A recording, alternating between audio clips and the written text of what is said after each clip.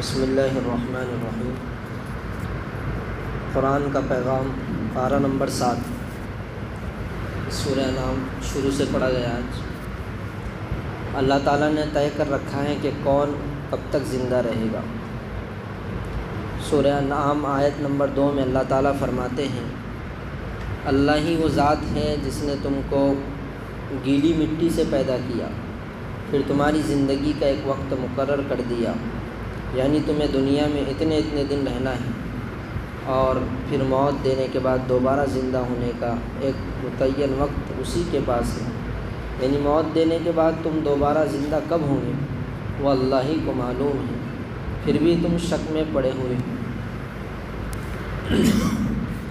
انسان کا کوئی راز اللہ تعالیٰ سے چھپا ہوا نہیں ہے۔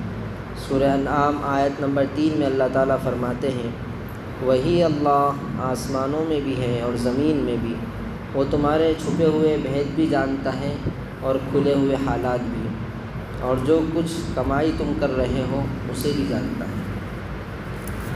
گناہوں سے بچنے والوں کے لیے آخرت بہترین گھر ہے۔ سورہ انعام آیت نمبر 32 میں اللہ تعالیٰ فرماتے ہیں، دنیاوی زندگی تو ایک کھیل تماشے کے سوا کچھ نہیں، اور یقین جانو کہ جو لوگ تقوی اختیار کرتے ہیں ان کے لیے آخرت والا گھر کہیں زیادہ بہتر ہے۔ تو کیا اتنی سی بات تمہاری عقل میں نہیں آتی؟ ہر طرح کا علم اللہ تعالیٰ ہی کے پاس ہے۔ سورہ انعام آیت نمبر 59 اور 60 میں اللہ تعالیٰ ارشاد فرماتے ہیں، اسی اللہ کے پاس غیب کی چابیاں ہیں جنہیں اس کے سوا کوئی نہیں جانتا، اور سمندر اور خشکی میں جو کچھ ہے وہ اس سے واقف ہے، اس کے علم میں ہے۔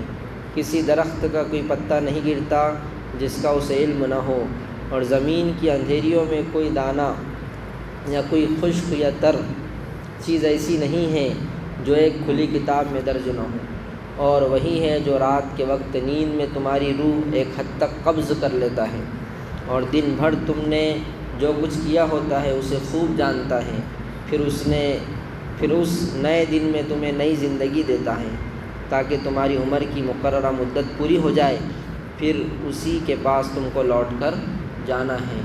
اس وقت وہ تمہیں بتائے گا کہ تم کیا کیا کرتے تھے۔ نماز کی پابندی کرو اور اللہ سے ڈرو۔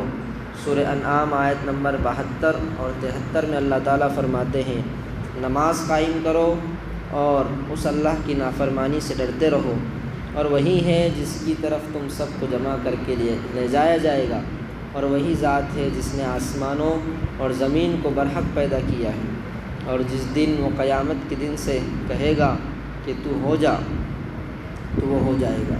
یعنی اللہ تعالیٰ جب چاہے گا قیامت کو وجود میں آنے کا حکم دے دے گا اور وہ وجود میں آ جائے گی۔ اللہ کا قول برحق ہے، اور جس دن سور پھونکا جائے گا اس دن بادشاہی اسی کی ہوگی۔ وہ غائب و حاضر ہر چیز کو جاننے والا ہے، اور وہی بڑی حکمت والا پوری طرح باخبر ہے۔ دوسرے مذاہب کے معبودوں کو برا بھلا نہیں کہنا چاہیے۔ سورہ انعام آیت نمبر 108 میں یہ تعلیم دی گئی ہے کہ دوسرے مذاہب کے معبودوں کو برا مت کہو۔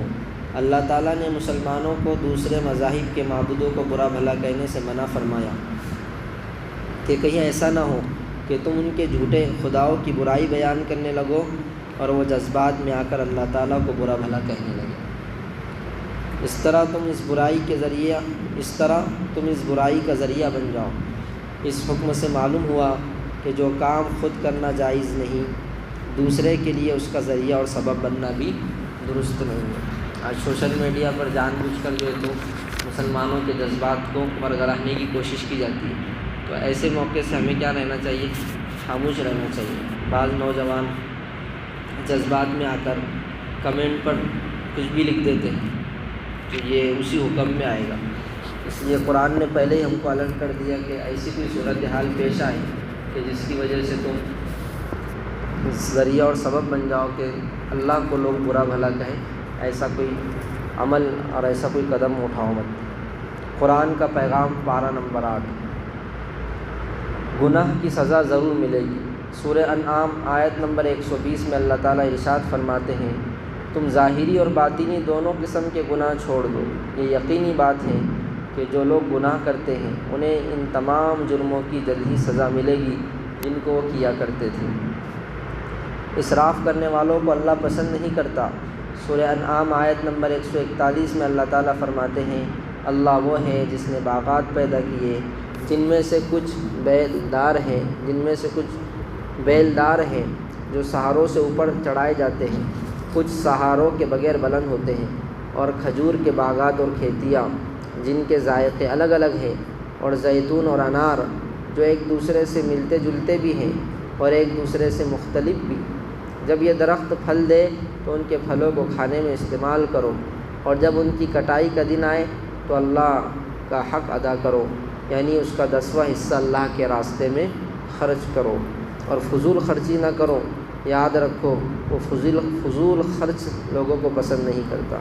اسی آیت سے عشر جو نکالتے ہم لوگ عام طور پر، تو یہ آیت سے ثابت ہوتا ہے۔ شیطان انسان کا کھلا ہوا دشمن ہے۔ سورہ انعام آیت نمبر 142 میں اللہ تعالیٰ فرماتے ہیں، شیطان کے پیچھے نہ چلو، یقین جانو وہ تمہارے لیے کھلا دشمن ہے۔ ہمارا اور ہماری اولاد کا رزق اللہ تعالیٰ کے ذمے ہے۔ سورہ انعام آیت نمبر 151 میں اللہ تعالیٰ حکم سناتے ہیں، غریبی کی وجہ سے اپنے بچوں کو قتل نہ کرو، ہم تمہیں بھی رزق دیں گے اور ان کو بھی، اور بے حیائی کے کاموں کے قریب بھی نہ جاؤ، چاہے وہ بے حیائی کھلی ہوئی ہو یا چھپی ہوئی ہو۔ ہمیشہ حق بات کہنا چاہیے۔ سورہ انعام آیت نمبر 192 میں اللہ تعالیٰ کا حکم ہے، جب کوئی بات کہو تو انصاف سے کام لو، چاہے معاملہ اپنے قریبی رشتہ دار کا ہی ہو۔ دین اسلام پر چلنے ہی میں نجات ہے۔ سورہ انعام آیت نمبر 153 میں یہ رہنمائی کی گئی ہے کہ صراط مستقیم یعنی سیدھے راستے کے مطابق زندگی گزارنا ضروری ہے۔ اللہ تعالیٰ نے حضور صلی اللہ علیہ وسلم کو آخری رسول بنا کر دنیا میں بھیجا اور انہیں اس بات کا حکم دیا کہ تم لوگوں کو صراط مستقیم پر چلنے کی دعوت دو اور شیطانی کاموں اور اس کے بتائے ہوئے راستوں کے پیچھے نہ پڑو، ورنہ تم سیدھے راستے سے بھٹک جاؤ گے۔ لہٰذا متقی و پرہیزگار بننے کے لیے آپ صلی اللہ علیہ وسلم کی دعوت کو قبول کر کے ہر مسلمان کو صراط مستقیم پر چلنا ضروری ہے۔ ایک نیکی کا ثواب 10 گنا ملتا ہے۔ سورہ انعام آیت نمبر 160 میں اللہ تعالیٰ فرماتے ہیں، جو شخص کوئی نیکی لے کر آئے گا اس کے لیے اس جیسی 10 نیکیوں کا ثواب ہے، اور جو شخص کوئی برائی لے کر آئے گا تو اس کو صرف اسی ایک برائی کی سزا دی جائے گی اور ان پر کوئی ظلم نہیں ہوگا۔ قیامت کے دن کوئی شخص کسی دوسرے کا گناہ اپنے سر نہیں لے گا۔ سورہ انعام آیت نمبر 164 میں اللہ تعالیٰ فرماتے ہیں، جو کوئی شخص کوئی کمائی کرتا ہے اس کا نفع نقصان کسی اور پر نہیں، خود اسی پر پڑتا ہے، اور قیامت کے دن کوئی بوجھ اٹھانے والا کسی اور کا بوجھ نہیں اٹھائے گا۔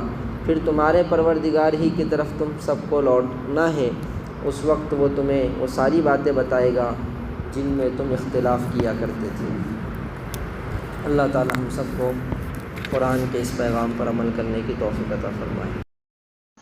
شامل عبادت